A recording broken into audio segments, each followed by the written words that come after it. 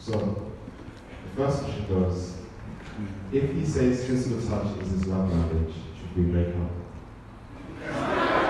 You said what? Oh, shucks, sorry. What did you say? You guys are mad today. You guys are actually bad. This is a serious question. So, the question is, if he says physical touch is his love language, should we break up? He says gentle touch Physical touch. is his love language? Yeah. No. Don't be silly. No, I mean, physical touch doesn't always equate to sexuality. Yeah, it just means, that... Oh. Should I just use this one? Should I? No. Sorry.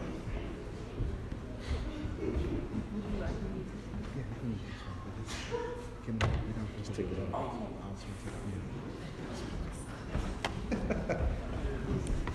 But yeah, no.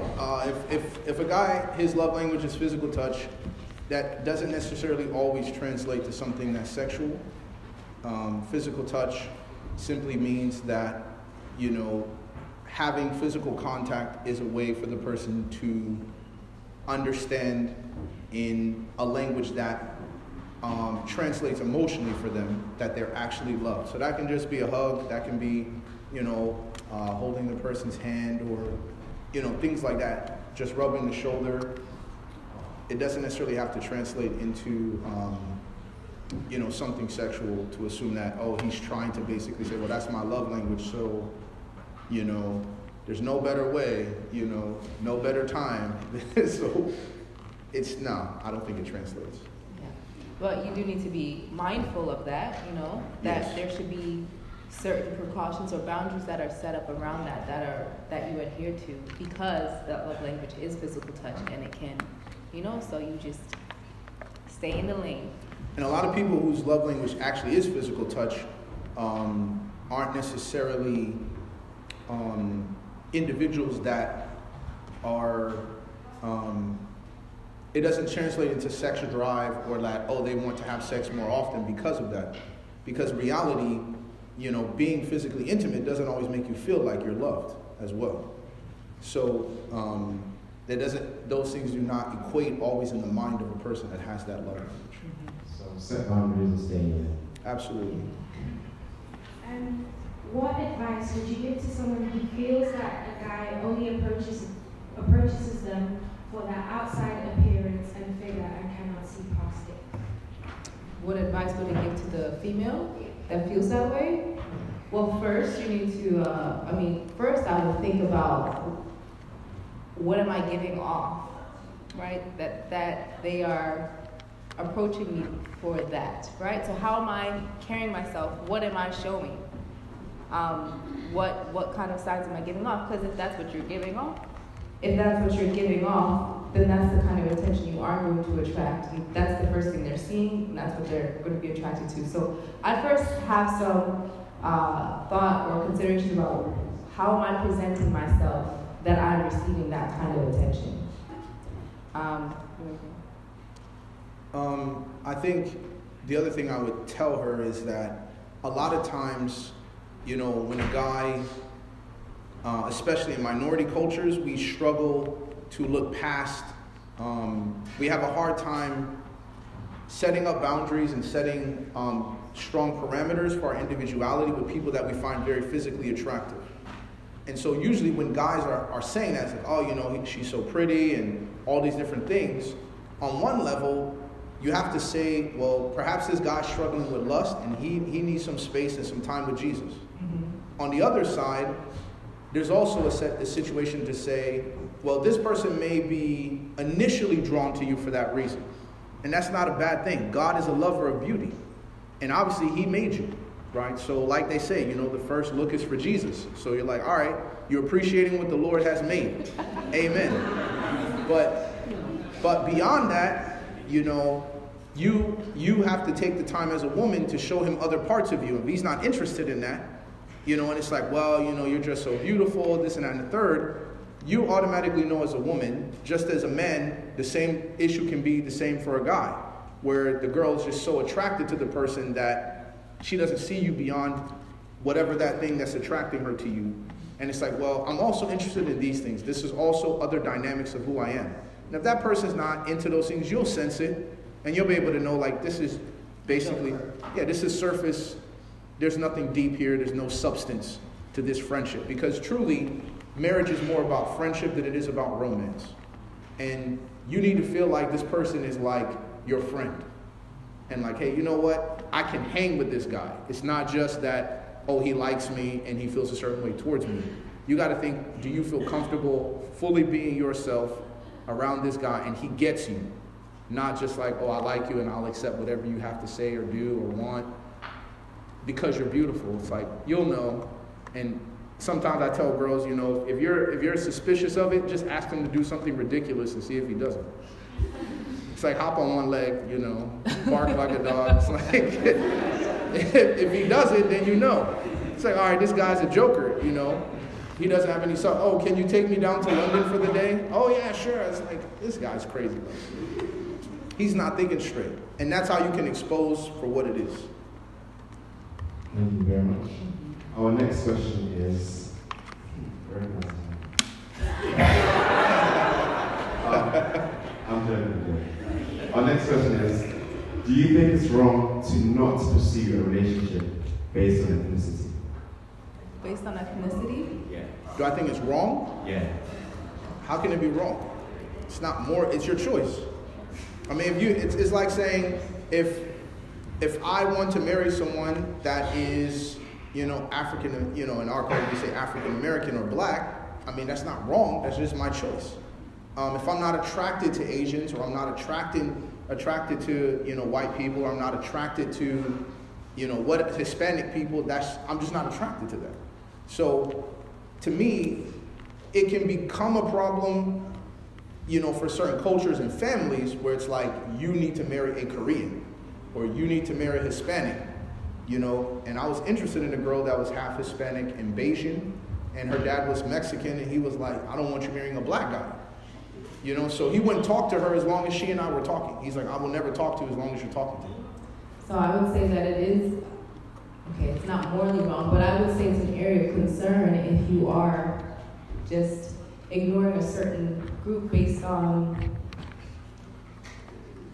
other things that are beyond, like, that, just making sure you're not prejudiced, right? Based on, you know, what your family may say about them, or just these, I guess, stereotypes or what have you. Once it really is just your personal preference and it's not grounded in anything else, that's all. Yeah, but I don't think it's wrong. How do you? And I don't know if you know. Oh. Just a quick question on that. So, is it, for instance, let's say you could date a person from a different culture. For instance, I live in England, and let's say I date an African, and then to settle down. So let's say, because I'm Caribbean, so, and let's say I date an African, and then right now in the UK, with everything that's going on, so I decided to go back and we're married and everything here. And let's say it's time for me to move. You probably want to move to Africa, but I want to go back to the Caribbean. But then again, how is that going to work? I wouldn't want to go to Africa. I probably enjoy this thing, but I would want to stay home in my country. And you probably want to do the same. So I'm just Okay. how can you resolve that? Because that could be an issue as well. Well, I think the resolution is going to come between you and him. It's going to come down to the choice that you guys make. You know, if you're not willing to do something, then you're going to have to, you guys have to either come to some sort of compromise that works for both of you, or decide that this isn't going to work.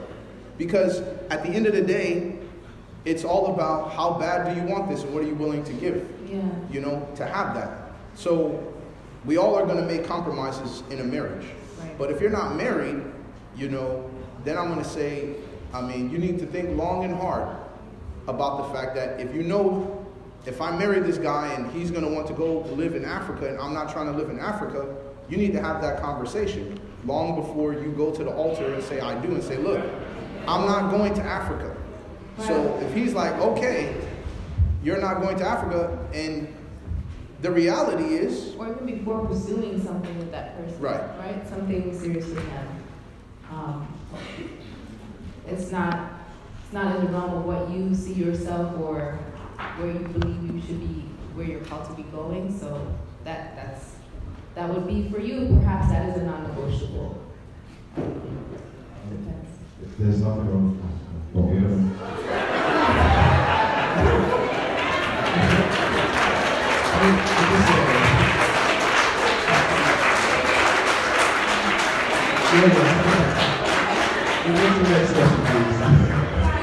Okay, next question. How do you show someone you want to be in a relationship? Tell someone you want to be in a relationship with them?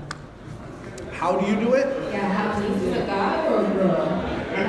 I feel from the handwriting it could be a girl, but I don't know. Do you mean like, when you're a female that is interested in a guy, you're trying to give off signs that you're interested? Yeah, you gotta be careful with that. I mean, there's a girl that used to like bake me bread all the time.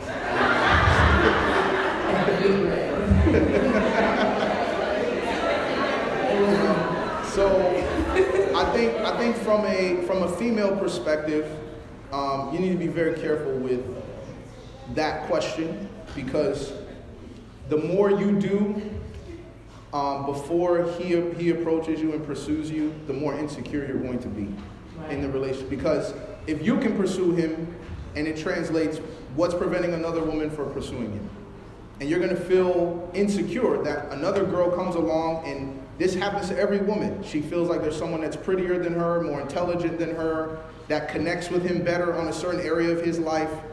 That's automatically going to make you insecure when you pursued, versus it's different when he had the pick of the litter, right? And he decided, I want to be with you, without your coercion, without your persuasion.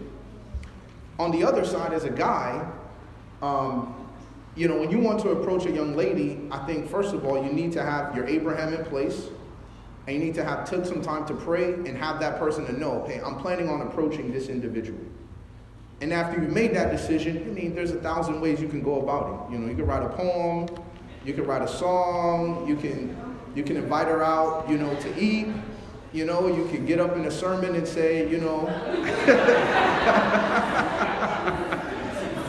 all I'm saying is that the bottom line is, as a guy, when you have your Abraham in place and, you are, you're ready to go, you need to have a one-on-one conversation between her and you. No one else needs to know outside of your Abraham, or maybe a good friend. And in that conversation, you're there to accomplish 3 things. 1, to let her know that this is a prayerful decision.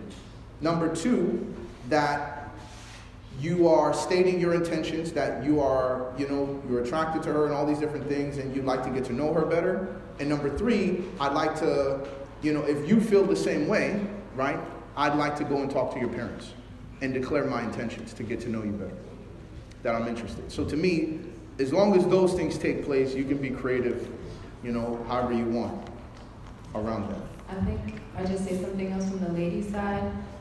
It sounds like this is potentially someone that you've been around, or someone that you're around that you can give signs off to, right? So I just want to remind us that, the basis of it is friendship, right? Getting to know a person. And just through regular exchanges, I don't think you have to do anything. If you connect with the person, it's going to come through naturally, right? You don't need to be sending off flares at all. So it's not necessary. So along the same lines, we have a question of that. It says, what would you say to a girl who doesn't give you a straightforward answer when you show interest in them, and all they do is string you along? All they do is what? String you along. She ain't stringing you along. You're allowing her to string you along. So, it's like, listen, when I used to approach, girls in the world, I never asked them for their number. I tell them we're going to exchange numbers. Because I'm like, if you're interested, then we are adults. We can call each other, we can talk. But, I'm not going to sit and give you, ask for your number, and I'm blowing you up, and you giving me the runaround. Oh, she's in the shower. Oh, she's out right now. It's like, come on, we're not playing these games. So for me, it's like, as a guy, if you approach a young lady, you state your intentions, and you're like, listen, I'm serious, I prayed about this, I'd really like to get to know you better. And she's like, oh, you know, I don't know how I feel about it. Then it's like, look, when you're in doubt, go without. So it's like, all right, you don't know, that's okay. I'm going to go ahead and leave you alone, give you your space. Because when you draw a clear line in the sand, the person knows, when I cross that line, I know exactly what's going to happen. But if you don't draw a line, I mean, that thing's just going to get awkward and more awkward.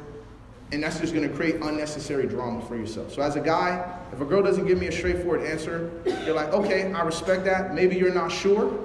You're not ready. Maybe you're not ready, or maybe you just don't want to hurt my feelings. So. That's okay. I'll keep it moving. I respect you. God bless you. Have a good night.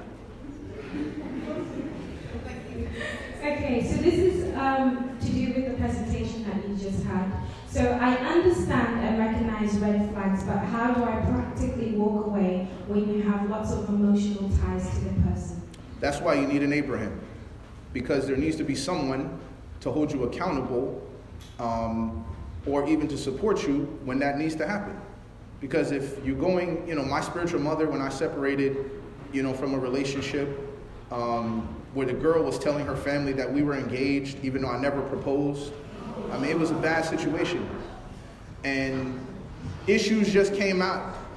And so I'm like, man, I got to walk away from it. I'm praying, and I understand that you're emotionally tied in, and you're thinking, man, this is where we work together in ministry, like, this is bad. And so going to my spiritual mother, she was able to help guide me and say, Sebastien, this is going to be difficult. You are going to have moments of awkwardness.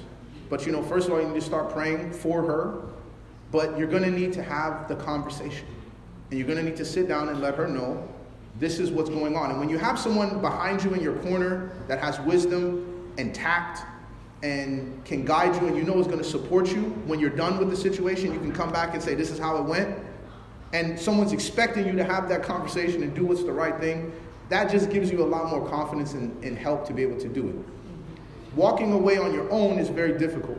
And so that's why I feel having the Abraham in place is going to give you the practical steps and the prayer time. The support that you need. Right, support that you need to do that. But bottom line is, it's better to be rude than be misunderstood.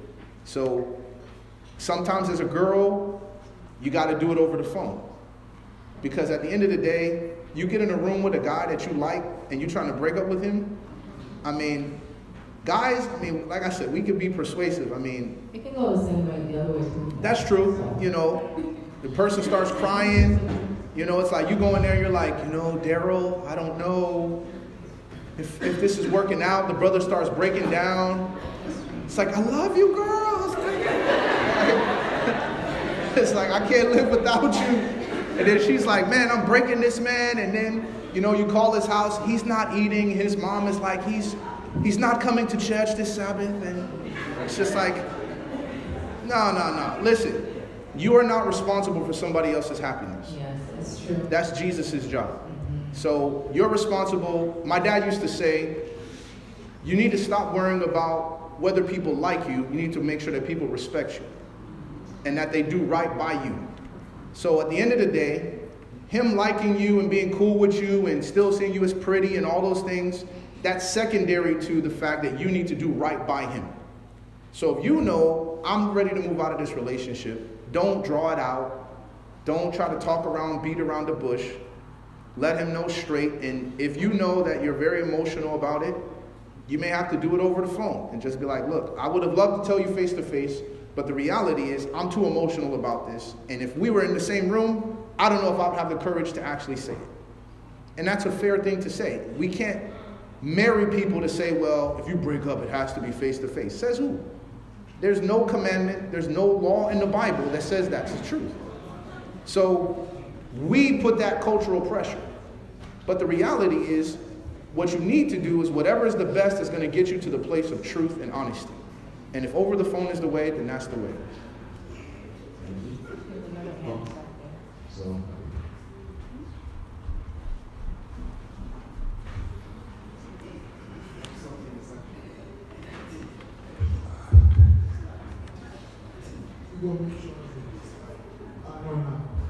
thank you very much for the program this weekend. It's been held very, very skillfully.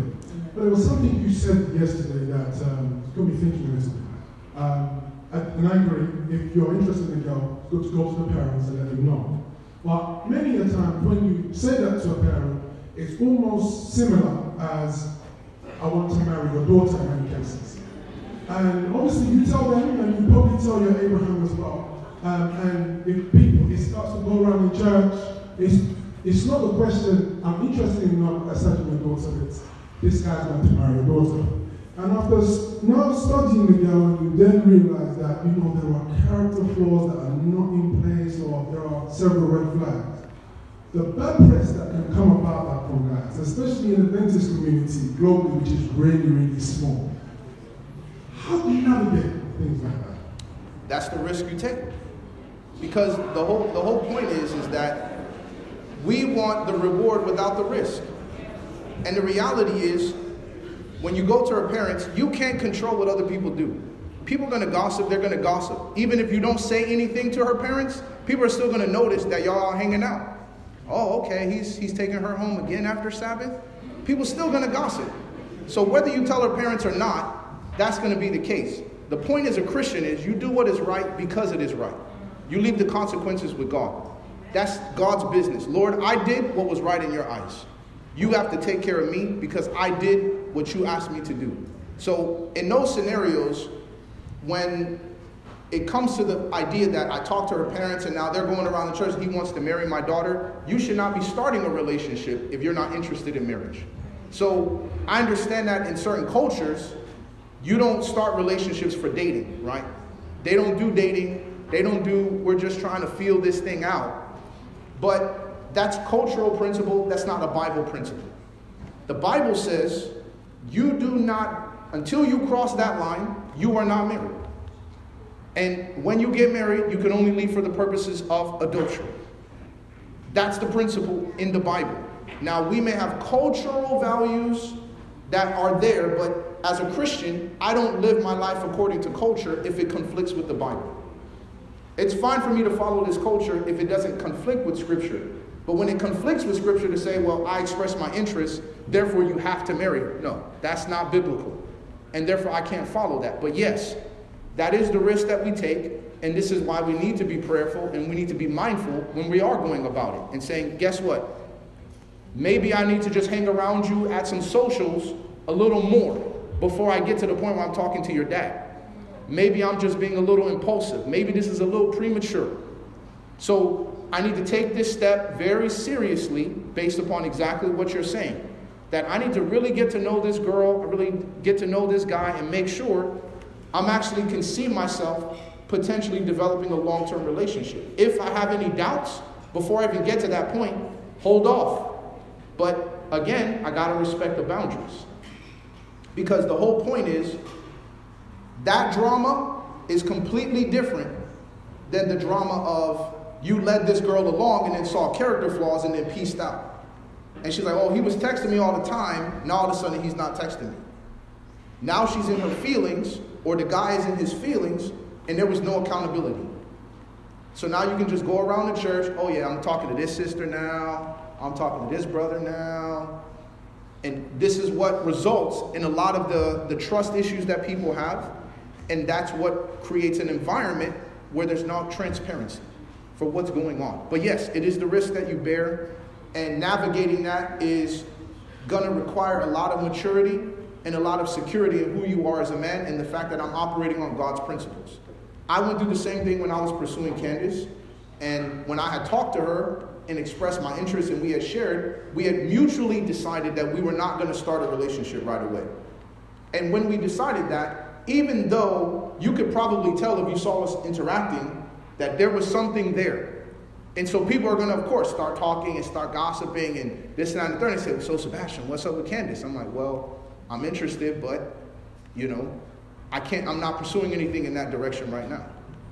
And I asked my spiritual parents, they said, Sebastian, just take some more time to pray, take some more time to wait. I let Candis know I'm not going to even date you if my spiritual parents do not give their blessing.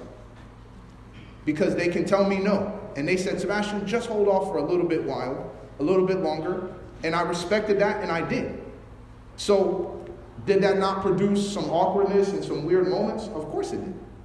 But the reality is when it all came said and done and I got married, there's no one that's going to come to my wedding and say, well, Sebastien was doing this and this and this, or Candis was doing that and that and that, and there was no accountability. It was very clear what was going on when we were ready to cross that line. And so she knew until that happened, and I knew until that happened, we're just friends. And if another guy comes along and Candis feels like, God is leading in this direction, she has all license to go that direction. Because she's not my girlfriend, I haven't asked, and I don't have the blessing of my spiritual parents. So I'm not going to go against their counsel. I'm just not going to do it. And if I believe they're wise, I believe God has blessed them, so I'm going to trust them. So it's high risk, high reward. Absolutely. High risk, high reward. Okay, so this next question was asked multiple times, so it's very personal also. And it says, how do you suggest I stop fantasizing about my future husband? Because I'm creating this perfect man in my head, but in reality, this will not be the case.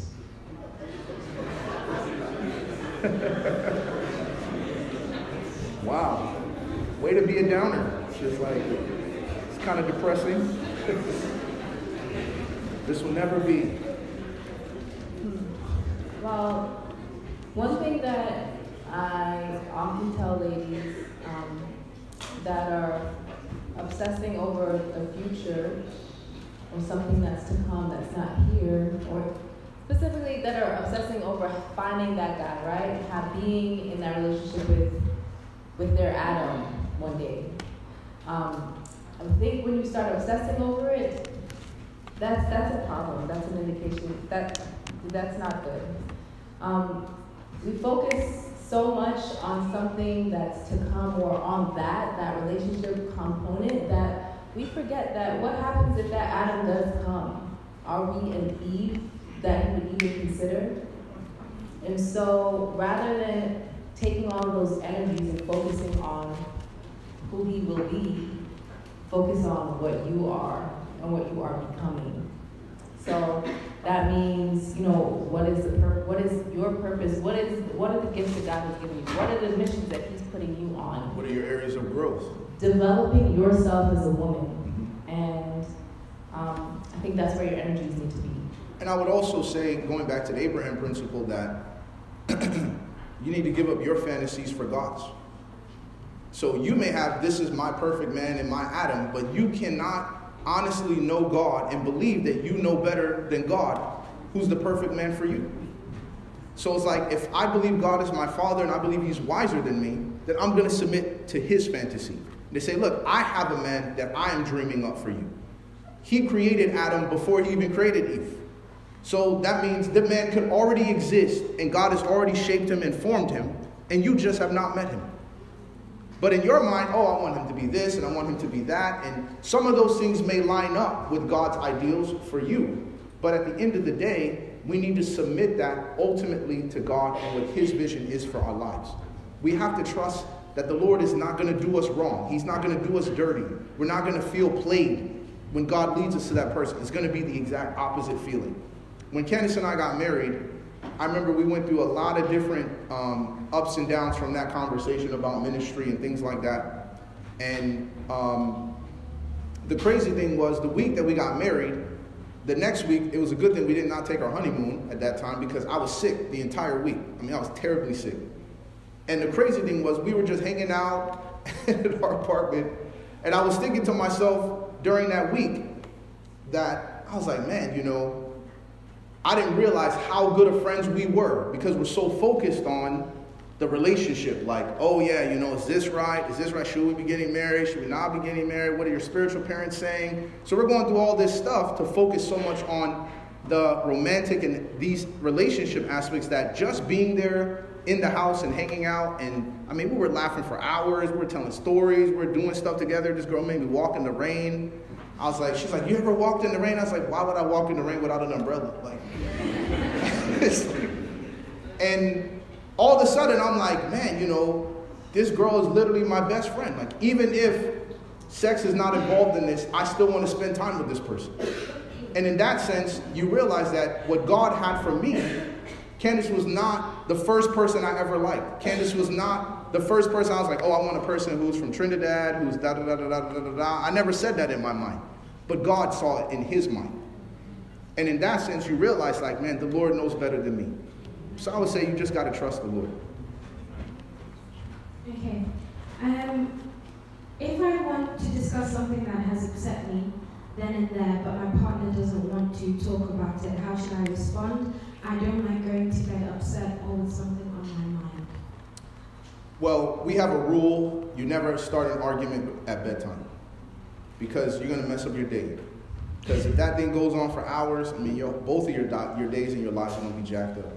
So, number one, if it's late, you should not start an argument at that point in time. The Bible says, of course, don't let the sun go down on your wrath, which the whole point is like, don't allow this thing to just continue to persist. But bedtime is not the right time. You're tired. It's the end of the day. Your filter is gone. So you don't know what's going to happen. You open that can of worms, at that time. But at the same token, you need to respect the fact that don't lose sight of your aim. Your goal is resolution. And if the person says, this is not a good time for me to help achieve the goal of resolution, because maybe I'm too emotional right now, maybe I'm too upset, maybe the person is still collecting their thoughts and their understanding, maybe they need to pray about it. You need to respect that and give them time. And that may feel awkward for you to say, well, I'm ready to go, I'm ready to talk about it. But for that person, they may not be ready. So my recommendation would be give them the space and the time that they need. Respect that individuality, that they may not just be rearing and ready to go like you. And therefore, this is what they need, because ultimately, we want the same thing. Mm-hmm. I guess something practical would just be to set a time that, we'll revisit this, right? So, okay, we're not going to talk about it right now, but first thing in the morning after X, Y, and Z, this is when we're going to be talking about it. So it doesn't feel like it is something that's just being brushed off. We have a set time that we will come back to it. And then go from there. And you may realize that having that extra time may cause you to think about the issue differently. Just having the time to pray and to think, all of a sudden, those emotions are not as high. As intense, yeah. And so you may find that it resolves it quicker and healthier that way, just by giving you time. Thank you very much. So our next question is based off yesterday's presentations. It goes, so if sexual desires are okay, what do you do with them as a single person or as a person who isn't married yet? Said what is okay? Sexual desires are okay. Mm-hmm. What do you do? What do you do with them as a single person or if you're in a relationship and you're married yet? A relationship and you're married? You're not. You're not. Oh, you're not married. You're not married. Okay. So what do you do with the sexual desire? Well, I think the way that I approached it when I was a single person was the fact that sexual desire was not an issue of the desire, it was an issue of timing. So it's like, if I do this in this time or in this context, it is wrong. If I do it in this time, in this context, it is perfectly holy and undefiled. So what I basically told myself was, this is really about patience. This is really about waiting. This is really about me saying, Sebastien, do you want this with all the drama and the issues that come with that? And I made a promise to God when I became Seventh-day Adventist that, having been sexually active before I was a Christian in college, that I didn't want that until I was married. And so, to me, using that commitment and also recognizing that this sexual desire, it's okay. I stopped punishing myself and making myself feel bad because I had that temptation. It was like, Sebastien, there's nothing wrong with the desire. And a lot of times, you may find yourself just needing time to pray. You may just have to take time aside to pray, or take a weekend for yourself, step away from church, go somewhere to a nature location, and just have time to commune with God and talk to God openly about it. I think the problem is we don't leverage the gift of prayer and of communion with God for what it can provide for us. That we can go to Jesus and tell him, Lord, I'm struggling with this. This is how I'm feeling. This is what I'm thinking. These are the things I'm going through. And I'm going through his word, trying to study what is God's ideal for this area of my life. in terms of sexuality. So for me, that's kind of how I framed it, and that's how I survived. But if you're in a relationship and you're not married, you know, you really, really, really have to be intentional. And I would even say, if you're already having struggles, you need to get someone to keep you accountable. What are some of the characteristics that demonstrate a guy is mature enough to be in a relationship? Or a girl? Well, I think deep spirituality is one. I've always associated maturity with spirituality. A person who is very, very serious about the relationship with God is always going to be a more mature person. Because the ideas of the Bible, they change the way you think. It's literally a transformation of mind. So I would start off with a deep reverence and respect for God, and for their relationship with God would definitely be one attribute. I think someone that is, I feel like it all goes back to that, to the Bible, to the relationship with God, because I'm thinking of a person that is cognizant of what God's calling them to do, what their purpose is, what they're trying to accomplish, that they're about something, you know. I mean, that's kind of like an obvious, at least I would feel like that's an obvious given. This person's about something, they have ambition and drive, they are responsible individuals, they are ones that actually say or do what they say they will, they follow through. So, I mean, to me, I feel like those are pretty... I would also add, yeah, I agree with those. And I would add that issue of boundaries is immaturity. People who are immature, they have a hard time separating you from them and them from you. So it's like when a person's immature, male or female, it can be like, oh, I'm so happy around you. I just want to talk to you all the time. It's like, hey, listen, like, we're adults, we have lives, you know. It's like, I got to go to work, I have to go to school, you know. Don't be immature about, oh, I'm just going to come see you even though I don't have gas money to get home. It's like, these are the kind of things that I think having boundaries. I think another thing is, that's a sign of maturity, is your ability to accept the good and the bad. You know, a lot of times, immature people are very idealistic. It's like, oh, well, you didn't have your devotions this morning, so then they're just judging you and like, oh yeah, you know, I have to be with someone that really loves God. Or, you know, oh, we had a struggle with physical boundaries, and, you know, why are you tempted? Like, are you dealing with lust? Are you watching pornography? It's like, hold on a second. Maybe I'm just a human being. Maybe I just had a day I was struggling. But those are all, you know, clear indications that a person is not mature enough to understand that I can accept the good and the bad. These can both coexist. She can be a very good, godly woman, and at the same token, have unrefined edges. Where it's like, yeah, you know, she's still growing in this area. But when you look at a child can't accept anything less than what you said, with perfection. Well, you know, you come home, and if I walk in the house, and my kids will say, well, Papa, you didn't take off your shoes, because every time you come in the house, you're supposed to take off your shoes. Because for them, they can't imagine a scenario as to why you would need to keep your shoes on. Versus an adult would say, well, I could understand if it was, you know, you're moving a heavy refrigerator. You're not going to slip your shoes off, pick up the refrigerator, and then come back and try to slip your shoes back on and tie your shoes, put the refrigerator down in the hallway. Like, okay, maybe we just put something down on the ground that can lead us to the kitchen.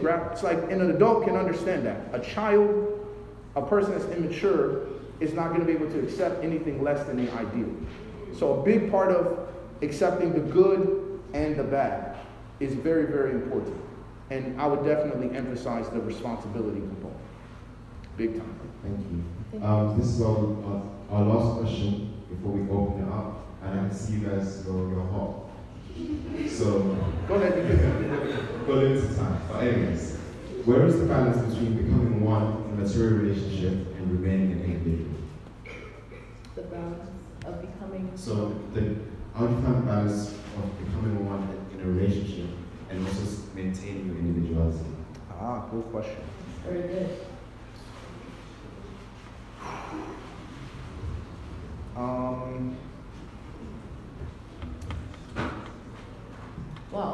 as you can see, it's not a very easy answer because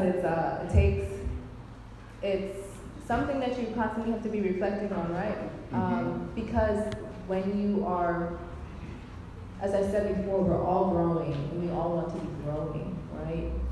So you're constantly reassessing whether or not this is taking me out of my, like it's taking from my core, right? Or if it's adding to. I think there's some practical things that I can think of.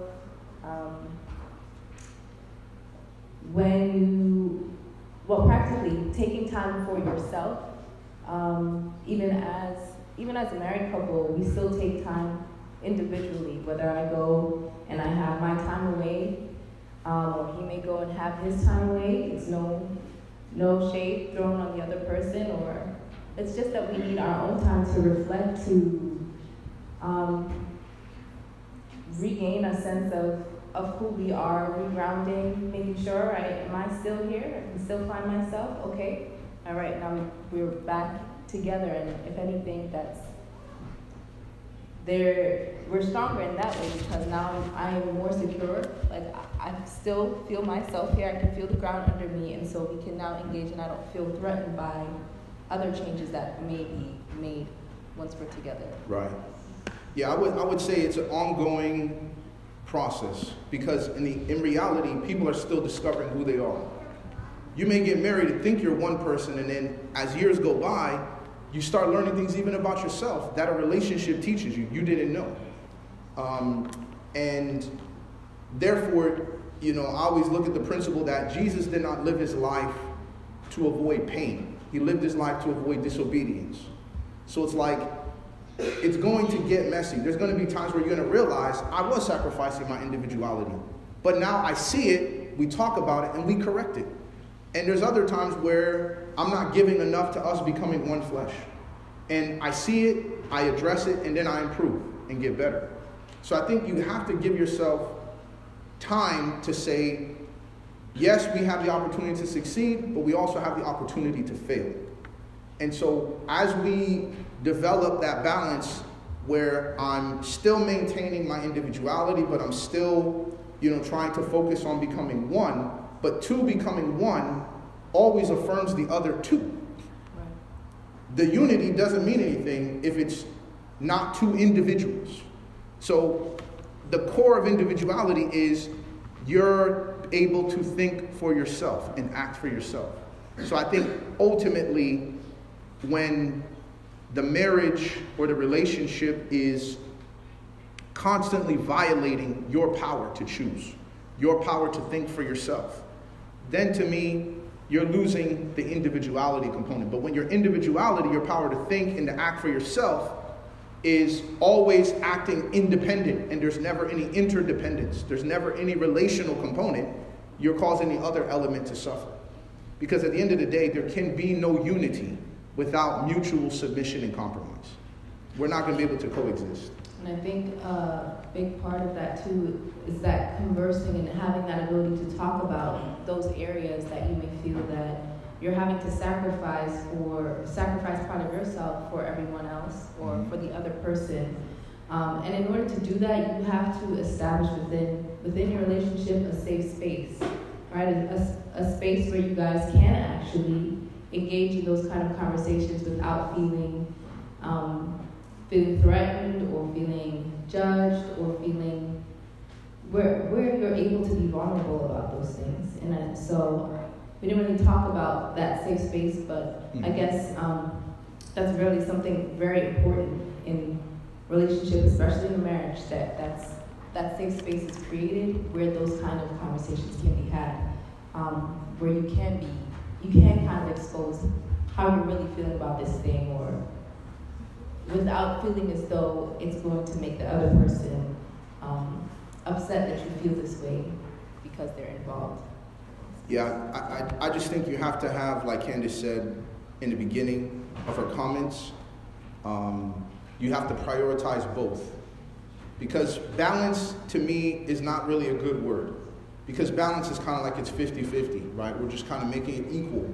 When in reality, balance is all about focusing on becoming one when you should be focusing on becoming one. And being an individual when you should be an individual. And I use the Jesus principle of rendering unto God what is God and rendering unto Caesar what is Caesar's. So it's like, in certain contexts, this should be about unity and becoming one flesh, right? Our sexuality, running our home, raising our kids, that should be about becoming one.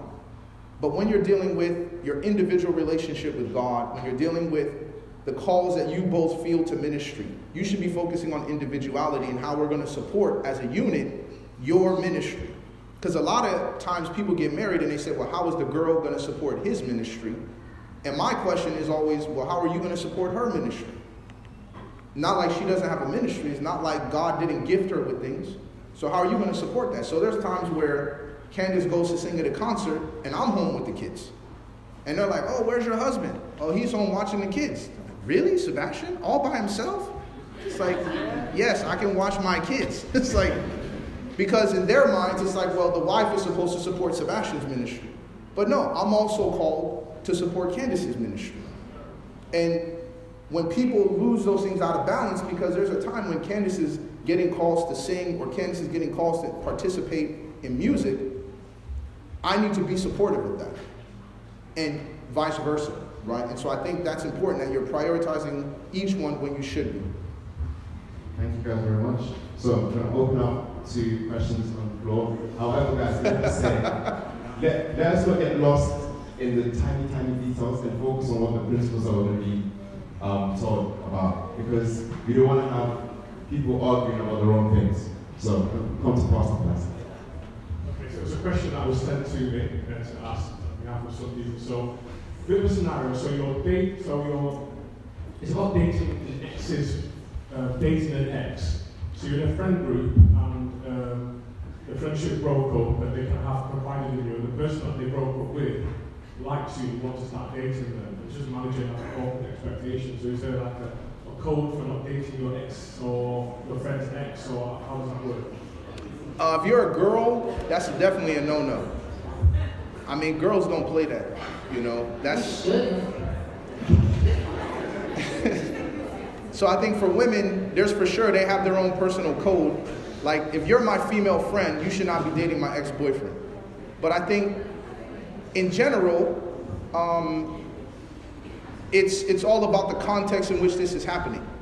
If the breakup is fresh, you know, that makes it look very suspicious.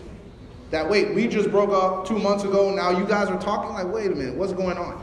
So that to me is a little suspect. But in the right context where you can say, look, you know, I dated this person, you know, 3-4 years ago. I dated this person a long time ago. This is kind of in the back of everybody's mind. I've clearly moved on from it. The most Christian and respectful thing to do is to go to your friend and say, hey, listen, I have interest in your ex-girlfriend, your ex-boyfriend, and I want to come to you as my friend. And at the end of the day, what I always tell people is that's so important because they're going to be your friends, whether you're single or married or whatever. Your friends were always your friends before this romantic thing came about. So there's no sense sacrificing your friendship just for something that you got a feeling or a hunch. Like, it's not like you're ready to get married. So in this sense, you should go to your friend out of respect for them and say, because you're my friend, because I love you, I want to bring this to you. And if you tell me, look, Sebastien, it's going to be hard for me if I see you dating my ex. You know, I have to respect that and honor that. And I think you should, because you're going to invite more problems than you're going to solve. And to me, just say, oh, we love each other, so it should work out. It's like, nah. And I think this kind of happens a lot in our Christian circles or Adventist circles where, you know, circles are small. Slim pickings. And so this one tries out with this one, tries out with this one, tries out with that one, and then it just messes up the whole group. And so I think what we were talking about before, that whole having an Abraham and going through that step of actually having someone to hold you accountable, I think that would make you stop and think about, okay, I don't need to go through the whole line here to figure out if one of them is going to be the right match. But let me think this through before I go and start Because you're pretty much messing with people's emotions. Like a whole line? Not necessary. Just lack of self-control. Yeah. Candis looked at me like I'm the one who did it. No, sorry. It's all right to know. There's grace. So we only have 1 minute. So whoever asks the next question, make sure it's very short. Hello, I don't need a mic. I just want to say thank you to that beautiful couple there. You are doing a wonderful job. And I'm just saying here, I don't know where to start. For the question, just to say that so many people are here. I don't know how many are here today. But one of the things that I know personally as a child, and up to working in schools, I know how to teach sex education from nursery to sixth form. And the churches that I've been in, it was also a norm for us to have seminars. So I don't know if there's anybody here who's from a church that it's not allowed. And Pastor really have to give you as a family to do it at divine hour. Because sometimes when I initiated things like those, some people thought it should not be heard. But it is very important because I worked with a child who was only 2 years old, was sexually molested. One was younger. They were 5 years old, so we don't have the time to go into the details now. But all that I'm saying that sex education is God's idea. Yes. The highest expression of love. And normally when I touch it, I get people who tell me they have been raped by their own father, which is incest. So much happening in church with the elders and the pastor molesting people. So that there are so many areas that we could have touched. But I just want to say, I am glad to see the turnout.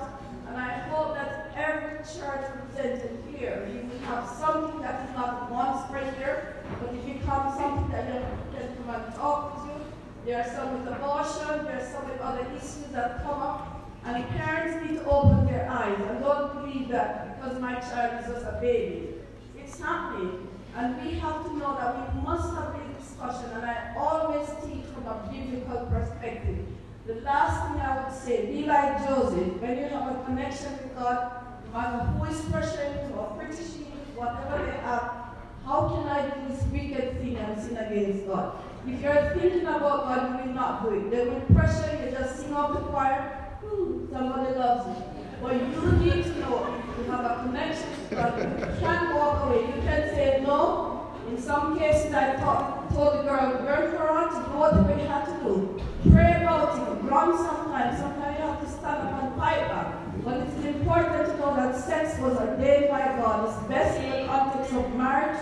But those who have had it before, if you have had an abortion, we didn't discuss that. But God loves you, and your body is a temple of the Lord. Amen. What a wonderful way to end the Q&A. I'm very sorry. One question? One more question. Sure. I don't mind. Yes. Yeah, we can take 3 more. The last 3 minutes that were up. Just one. Okay. Clarence. Just to clarify, you know when you said that you had the urge to pray for Candis, was that an audible voice, and how did that transpire? How did that come about? I see. No, it was like an audible voice. And essentially what I did was I just started, discussing with God in that conversation in prayer that, yeah, I could see myself becoming interested, and it was kind of like God was helping me unpack my thoughts about it. Because I was so busy trying to push away from it, like, no, we're working in ministry together, this could be really awkward, blah, blah, blah, blah, blah. And it was helping me come to face with myself to say, Sebastien, you need to be self-aware that, number one, I felt God was pressuring me to have that conversation in prayer because I need to protect her feelings. That's my responsibility as a man. So I need to lead her in a way that is appropriate to our relationship. If we're not married, if we're not dating, then I should not be leading our relationship, our friendship, in a way that's not appropriate to that. And I felt like at that point in time, I was doing that. And so it's like, well, if you know that you're interested, but you're not saying it, but you're kind of interacting like you are, but you have never declared, then you need to go back and you need to own that. And so, yeah, it was like an audible voice. And yeah, I mean, I knew it was God. There was no question in my mind. And when I finally had the time in prayer, I just really opened up my thoughts and my heart to God. And I understood what God was trying to tell me as I was praying, that Lord is saying, Sebastian, you need to bring this forward, and you need to let her know so that she doesn't think she's crazy. If she's thinking, this guy's interested in me, but he hasn't said anything. But we're doing things like he is, but he's never said anything. And that's inappropriate. And so I, came back and told her and let her know that. Absolutely. Thank you very much. We won't take any more questions. I'm very sorry for the people who have their hands up. But thank you for coming.